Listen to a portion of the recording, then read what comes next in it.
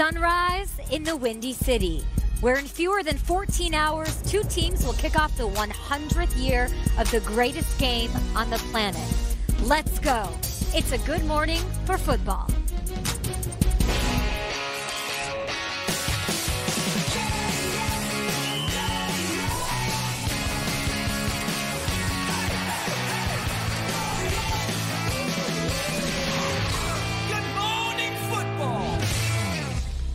Live from Grant Park in Chicago, he's the punky QB known as McMahon that shuffled the Bears to a Super Bowl title. Well, I'm the punky QB known as McMahon. When I hit the turf, I don't got no plan. I just throw my body all over the field. I can't dance, but I can throw the pill. I motivate the cats. I like to tease. I play so cool, I aim to please. It's the reason y'all got here on the double to catch me doing the Super Bowl shuffle. Woo! Let's go! Jim McMahon. Ditka Jim McMahon over there. Godzilla.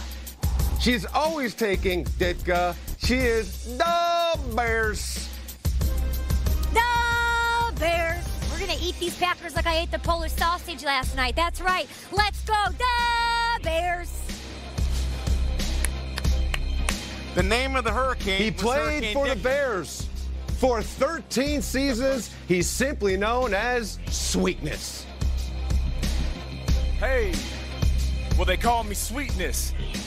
They call me Sweetness. I like to dance and running the ball is like making romance. We had a goal since training camp to bring Chicago Super Bowl champ. Hey.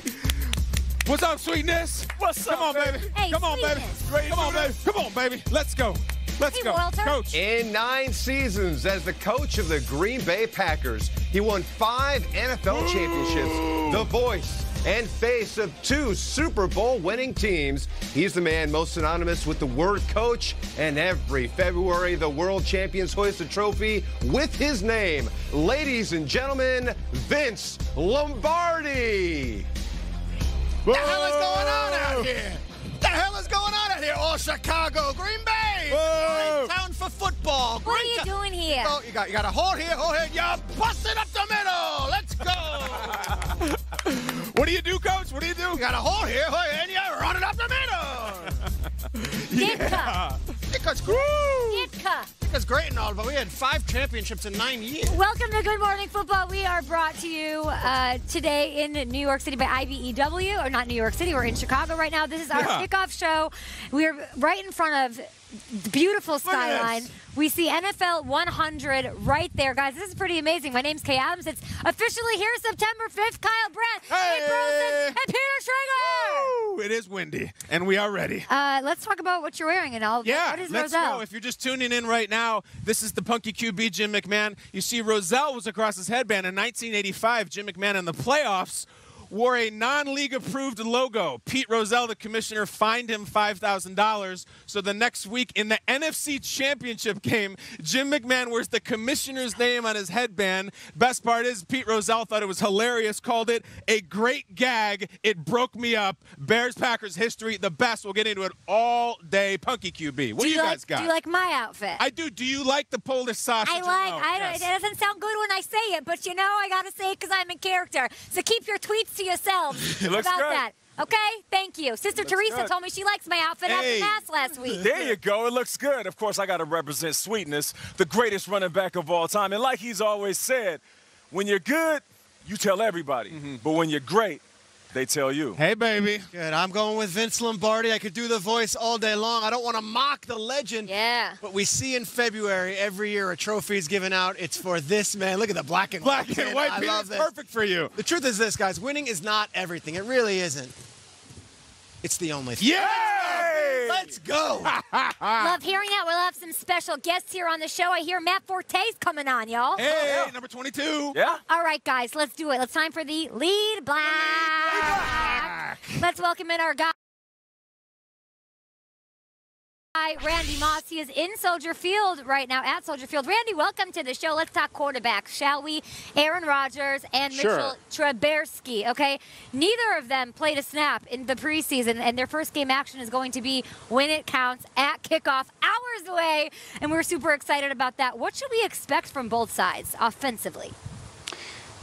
Well, neither team seems to be concerned at all about a lack of activity in the preseason, but every team handles this differently, right? The Dolphins have Ryan Fitzpatrick. He's going into his 15th season just like Aaron Rodgers.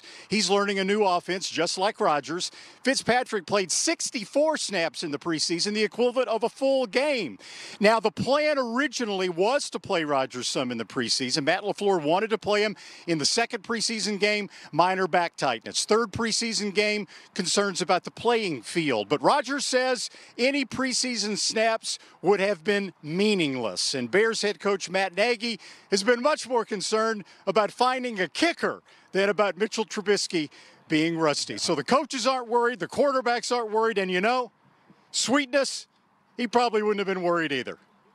Brandon. Hey! Well done, Randy. I have chills even just with that delivery. I haven't been able to go over there and see that, so we're all going to the game. What do you think of our outfits, Randy? Well, I don't have a TV camera here, or TV monitor. I don't have a TV. So you're going to have to describe them. Yeah. Yeah. We love Looks you, Randy. good for We're here here. to celebrate. It's the NFL 100. We'll talk to you in a little bit.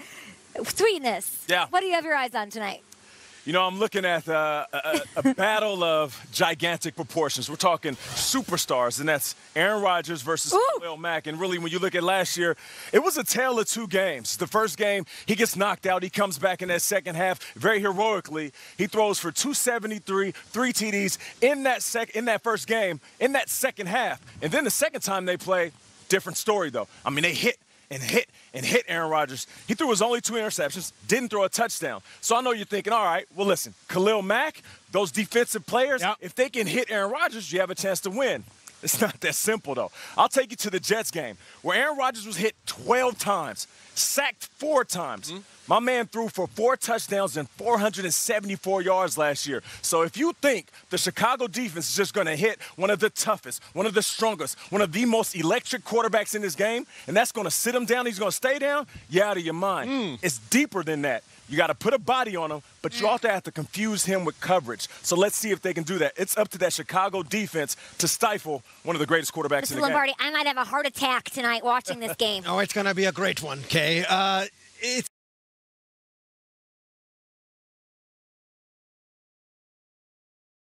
really interesting because there's 2 big titans in this game of Khalil Mack and Aaron Rodgers, and their coaches on both sides of the ball are completely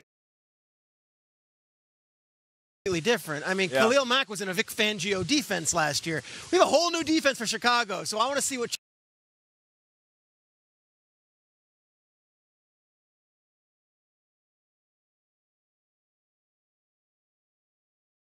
fascinated to see the philosophy, the challenge of LaFleur to Rodgers, and what version of that Packers offense we get. It's a clash of the Titans, you're right, and we've got new coaches on both sides of the ball. Listen, you know who I'm looking at. Peter, you talked about 13 years. How about over 30 years? That's how long this city has been waiting to embrace and love a quarterback. Mitchie. Over 30 years, guys. In that time, the Bulls have won 6 titles. The Blackhawks have won 3. The White Sox have won. The bleeping Cubs have won a title. Tonight is the night that number 10, Mitch Trubisky, can start to win this city, but he's got to beat the guy who has tormented this city. You know me, guys. I've been doing some field work through this whole trip.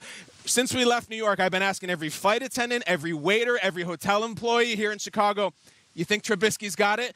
And it's been a whole melody of, I hope so, and we'll see. Randy hit it perfectly. There's so much palpable nervousness and anxiety about Mitch because he hasn't made a meaningful throw in 8 months.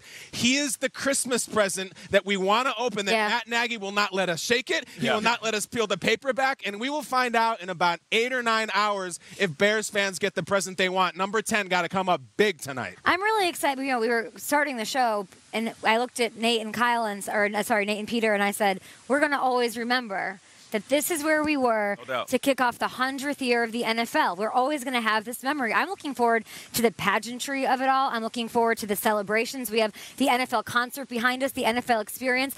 This is the oldest rivalry in the NFL. This means something, especially with the Bears celebrating their centennial as well. The Packers 1 year removed. They're over 100 years old. These two have gone at it year in, year out. And I'll be the first one to say, over the last 10 years, hasn't been really competitive. Aaron Rodgers, the bad man, the boogeyman, man. And he runs the show. But guess what? The Bears are the division champs. These two are even Steven going into this one. It's a hard game to pick. We will be doing that later on in the show. I am here for this rivalry, this city. Let's go. Hey. You know what's crazy is like later in the season, people throw around playoff implications, and it's almost a joke. It's funny, but no joke. Week 1 in the division, this game has straight up playoff implications. That's how big this game is. And you played in this division for a long time. Now, we also consider ourselves family. Yeah. GMFB and the NFL is a family, an extension of us. So it's not lost on us what people are dealing with down in Florida and any parts that have been devastated by Hurricane Dorian. So we'd like to take a moment to send our thoughts to those affected. And you can always help. Do it. It's so easy, guys. So easy. Redcross.org. You can text Dorian to the number 90999. Automatically, and that donates $10 to American Red Cross Hurricane Dorian relief. It's needed. You can help. Do it now. Up next on Good Morning Football, Kyle got some FaceTime with the QB1 in this.